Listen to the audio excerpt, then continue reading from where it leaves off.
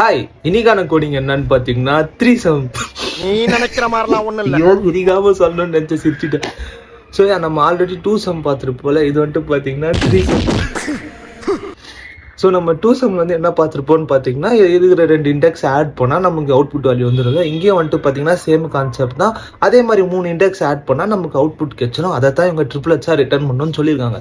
So இங்கே வந்துட்டு பார்த்தீங்கன்னா சில கண்டிஷன் கொடுத்துருக்காங்க. அது என்னன்னு பார்த்தீங்கன்னா, ஐயோட வேல்யூவும் ஜேவோட வேல்யூ சேமாக இருக்கக்கூடாது, ஜேவோட வேல்யூவும் கேவோட வேல்யூ சேமாக இருக்கக்கூடாது, கேவோட வேல்யூ ஐயோட வேல்யூவும் சேமாக இருக்கக்கூடாது, மோஸ்ட்டாக டூப்ளிகேட்ஸ் இருக்கக்கூடாதுன்னு தான் சொல்கிறாங்க. ஸோ இது அப்படியே கோடிங்கில் போனோன்னு வைங்களேன், நம்ம 2 பாயிண்ட்டை தான் இனிஷியலைஸ் பண்ணியிருப்போம். ஸோ அதே மாதிரி தான் இந்த வேல்யூ அந்த வேல்யூவும் கம்பேர் பண்ணிட்டு அந்த வேல்யூ எடுத்துட்டு வரும். ஃபார் அன் எக்ஸாம்பிள் இங்கே வந்துட்டு பார்த்தீங்கன்னா ஃபர்ஸ்ட் வந்துட்டு பார்த்தீங்கன்னா -1 -1 2 இருக்கும். ஸோ இந்த -2 இந்த 2 ஆட் பண்ணால் 0ன்னு வந்துடும். ஃபர்ஸ்ட் ட்ரிப்ளெட்டை கண்டுபிடிச்சிடும். அதுக்கு அடுத்த ட்ரிப்ளெட் பாருங்க, அதாவது ஃபர்ஸ்ட் இருக்கிற 3 நம்பர் -1 0 1. ஸோ இங்கே வந்துட்டு பார்த்தீங்கன்னா ஆஸ் யூஷுவல் 0 தான் வரும்.